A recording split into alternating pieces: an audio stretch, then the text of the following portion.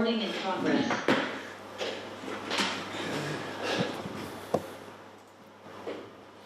Hi everybody, if we can kick off with Jamie from Sky, please. Thanks very much. Good afternoon to you, David. Hi Jamie. Can you just kick us off with the team news and the injury concerns? And I take it Mikel is back for tomorrow night? Well, Mikel's back. Yeah. We had an injury to Lanzini and an injury to Arthur. So they're both doing okay, but Arthur's going to see a specialist about his knee, and Manu's needed a little bit of time with an Achilles injury, so we're not quite sure about Manu. Mick's returned and he's had a couple of days training, so hopefully he'll be fit. Good stuff. And obviously you're fighting on three fronts and you need a big squad for that. How much of a disappointment was it for you on Saturday that some of those fringe players didn't really step up and grab their chance? Well, all those fringe players have been absolutely brilliant in every European game. I think we were one of the only teams who, except for the last game, we've done unbelievable. So I think this week in the FA Cup was difficult for many teams. Maybe it was after a week's break. Maybe it just was the way the FA Cup was. But ultimately, those fringe players you're sort of referring to have been fantastic for me this season. They really have been. On Declan Rice, obviously he scored a goal to teach you in the cup on Saturday, and then I don't know if you had a chance to see it, but his interview after the game as well. He's so impressive, not just as a player but as an individual. Declan Rice, right the way he speaks as well. You must be immensely proud of him. There have been comparisons to Steven Gerrard after the weekend as well. Just what is his potential in the game? Well, as an individual, he's a really improving young man who's gaining a lot of experience, getting better. He learns an awful lot from Mark Noble. He should, I've said many times, he should look at Harry Kane and Harry Maguire and all those senior players he's involved with England, and take as much from them as he can, because in the future I've got no doubt he's got a great chance of going on to be a future England captain. So he should look at them. So we're really pleased to have him, and you're right what you say, he's an impressive young man. On your opposite number tomorrow night, I think I worked out that you were 12 years old when Roy Hodgson first started managing, and 46 years later he's still doing it. I mean, what words do you have for just his hunger, his passion for the game, and do you see yourself still managing when you're 74? Well, I don't think so, but I don't know if Roy was saying the same when he was 58, the same as me, so I don't know what his thoughts were. But all I can say about Roy is I think that his love for the game is incredible, and I think to have any level of success or longevity, you have to have a huge love of the game. I mean, Roy once again has shown that he's got that, and I think if there was anybody I ever felt that could help Watford stay up or keep them up, I think Roy Hodgson would be the name I'd pick. Obviously Big Sam would be another one, but Roy, with his experience, will give them every chance. He's a really good coach. As I said, he's someone who's managed at all different levels, so I think Watford will give themselves a really good chance of staying up. And just one final question for me, David, completely off the topic of tomorrow night. I saw Vernon Kay tweet a photo this morning of himself and you and Gareth Southgate, Roberto Martinez, Dave Brailsford, amongst others, at the Super Bowl 3 years ago in Atlanta. I wasn't aware you were a big NFL fan, but who are you calling this weekend? Is it Rams or Bengals? Well, I had an unbelievable time, and it was the sort of things that when I was out of work I was doing. I was trying to go and watch other sports, and at that time I was actually involved with a Leaders in Sport group who went over to the final in Atlanta, and we had a brilliant time, I have to say, both professionally and in our own time as well. And I was really fortunate to be with some really good coaches who a lot of their stuff what they've done over years I've used as well now and listened to them. But we had a great time. So probably the Rams really would be my choice. But I'm not a huge fan. But after going to a Super Bowl, I've got to say, if anybody ever gets the opportunity to go to one, you should go. It's a brilliant experience. Good stuff. Thanks very much, David. Thank you, Jamie. Emma from PLP, please. Hi David, just a couple of questions on Watford really. They come to you tomorrow night knowing that a win would lift them out of the relegation zone. I just wondered what you've made of the relegation fight this season. I mean, usually at this stage you've got at least one team that's kind of being cut adrift. That doesn't seem to be the case. So for you, do you think it will go down to the wire, and can you see Watford being one of those teams involved? Well, I think a few weeks ago, people were beginning to already draw conclusions who the teams were, sort of drawing it down to maybe 3 or 4 teams. But I think the bottom teams, Norwich have had a couple of wins, Newcastle have had a win as well. So there's just signs that those teams are trying to get a wee bit better, and we know that against Watford we'll have to play very well to get a result. So I think Watford putting Roy Hodgson in charge will give them a great chance of avoiding relegation.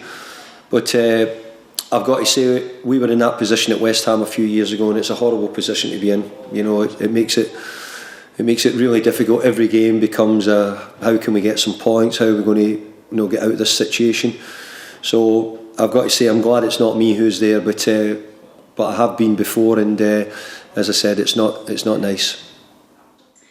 With regards to your preparation and your approach to the game, I think you only played Watford a month or so ago. With that, you'd expect there isn't a huge amount of homework to do, but actually, have you found it is the opposite? They've got a handful of new players in there that haven't been playing in the Premier League very long. A new manager, of course, in Roy. I just wonder, is it one of the harder games actually to prepare for, despite the fact it's only a month or so you played them? Well, as you well know, Emma, there's every team's got a sort of quick turnaround game in the Premier League, and Watford's our quick turnaround game, where you rightly say we played them about a month ago. We got a really good result and a positive result. But since then, a lot has changed at Watford. They've brought in a few new players. They've certainly brought in a new manager. So we're sort of coming up against a different Watford team, and we have to be ready and prepared. So we'll try and get ourselves as organised and try to understand as much as we can. I mean, we've only seen Roy being in charge of them for one game, so that's not that easy to completely understand. But overall, they've got roughly the same group of players, albeit they have brought in 3 or 4 players in the January window. Just finally, you mentioned there Roy's only had one game, but he did bring an all-important clean sheet to Watford, which they hadn't had for quite some time. I know you managed to put 4 past them in December, but how much harder do you expect them to be to break down this time round under Roy? Mm-hmm. Well, I think Roy's a really good coach. His teams are really well organised. Over the years, you look at Roy's teams, wherever he'd been, Palace or Fulham, Liverpool, his teams were always really well drilled, well planned. So we'll expect Watford to be the same, and I think right away he's made an impact, because I think when you're not doing so well, probably the first thing you have to do is try and stop conceding goals. That's always the key because scoring goals is never easy. So you have to try and make sure that defensively you're strong, and certainly in his first game he's got them organised, and they got a good clean sheet. Thank you, Emma. Thank you. Thanks, Emma. Kevin from BBC London. Hey David. Hi, Kevin. With most managers you come up against, or most teams having a new manager, you pretty much still look at the other team. With Roy Hodgson, you faced him so many times over the years. It must be quite strange, isn't it? Thinking, right, hold on, this is now Roy Hodgson Watford. Mm-hmm. No, it is strange, but it's not strange that Roy's back in football, because he's been a brilliant football man. And this again, him coming back again at his age, and I'm saying, I don't know if I could ever do that, because it seems that he's been going on forever, Roy. But he's got a great passion, great love of the game, a drive that he wants to stay out in the training pitch. So if MD's sort of as good at it, Roy's very good at it. He's very good at his organisation, his coaching, his planning. So I think it will give Watford a really good chance of staying up. Is it a balance in your mind? Is it as easy as that actually I'm preparing for Roy Hodgson or I'm preparing for Watford? Is it something you had to weigh up a lot? Well, a little bit, because obviously Watford, we played them a month ago. We had a really positive result against them up there. It's not exactly the same group of players. They've made 3 or 4 changes since that period, but probably the bigger change is the new manager coming in. Probably a change of style. We've played against Roy's teams many times and many times over the years, but that doesn't mean to say that it has to be exactly the same. But there's a bit of both. Yes, we'll understand Roy a little bit. We'll also understand the Watford players and the ones we played against a month ago. But obviously we saw a slightly different Watford team who went to Burnley and got a good draw the other night. Just a final thought on the squad players that played on Saturday. How much of a backing is it for them or an opportunity? Because I know going into the January transfer window, you talked about it being particular players. They've had to really fit into your dressing room. You wouldn't want to unsettle what you have. How much of an opportunity, how much of a backing is it for them that you have gone with what you've got and you didn't decide to bring in any perhaps other targets you had because you didn't quite find the personalities you wanted? Well, I think the bit I would say about the players you're talking about, all those players have been involved in the European games, have done a great job for us in the group stages. They've all contributed. So when they're asked to come again and play again, I hope they do. We didn't play so well in the cup game, but if you look all round a lot of the cup ties, there was a lot of performances which didn't maybe match the way that everybody thought the games was going to go.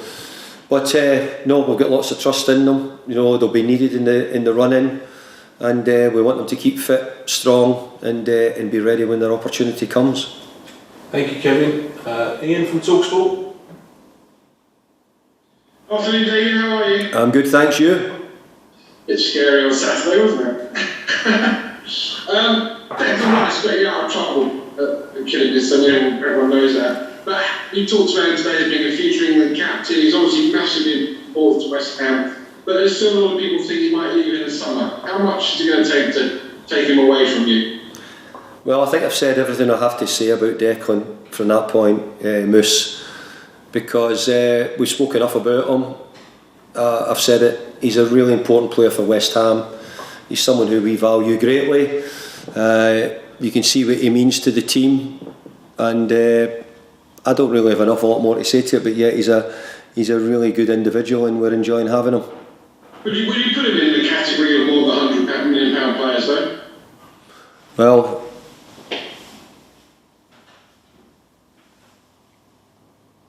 yeah.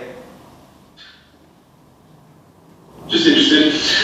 Moving on from that, how much is it a chance on Tuesday against Watford to get back on the bike and get the performances going again for this top four challenge, because it seems to be between yourselves, United, Arsenal and Spurs.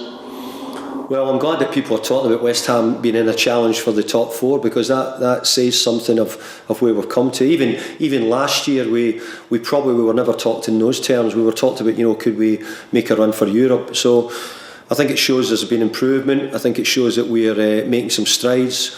We need to keep playing really well. We need to now look at our last. I think we've got 15 league games to go. We have to play really well. The first one's against Watford tomorrow evening, where we hope that we can take 3 points and keep us going. And I've said many times, sort of keep hanging on to the shirt tails of the teams above us and see what we can do, because I think the team have played really well for long periods of the season. We've had little bits of ups and downs, but no more than MDL. So looking forward to challenging again in the second half of the season. And finally, how much do we cherish managers like you and Lloyd? The 1,000 club that have managed 1,000 games. I know he's considerably older than you in terms of age, but in terms of experience, the fad always seems to be younger. Let's get younger in, let's get the next generation in. But should we not be cherishing the likes of you and him without wishing to put you in the octogenarian category? No. Well, I'm not quite Roy's age yet, but and I don't know if I'll still be managing when I get to Roy's age, but it just shows you how much experience matters, and it shows you that experience is a big part of football, whether it be as a player or whether it be as a manager.